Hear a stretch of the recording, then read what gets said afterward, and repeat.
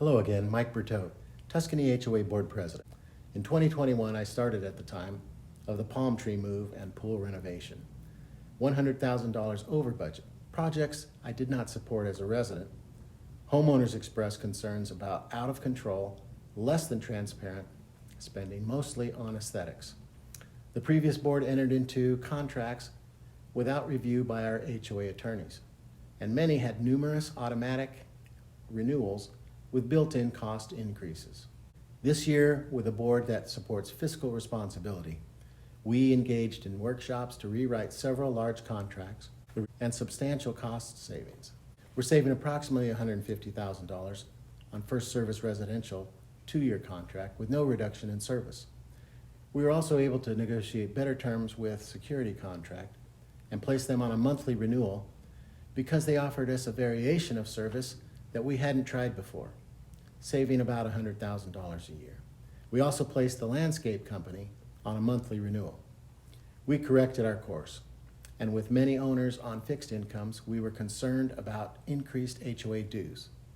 Because of the updated contracts, we were collectively able to hold the dues increase to only $5 a month during a historic inflationary period. We closed the loop with our attorneys on the construction defects case with Century, putting a great sum of dollars into our collective coffers. We have also come to a tentative agreement on the reserve underfunding case, closing that loop as well. The rec center renovation was another hot issue.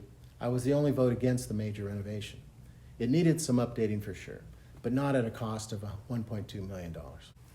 I was under the impression we were receiving high-end custom furniture, but instead, we now have vinyl benches and plastic seat cushions. And then there's the picnic table in the library. Furniture delivery alone cost about $62,000, roughly the same amount that it would cost to separate our 2 pools and heat one of them for much of the year. During a workshop in January of this year, the previous board president handed over a list of 50 items compiled in 2021 that he and his board did not address.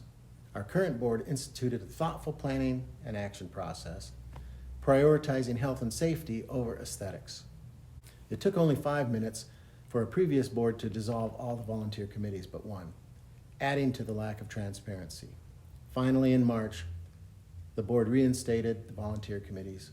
Now, as well as the finance committee, we have communications, contracts, and architectural committees. These volunteer residents are assisting the board with increased transparency.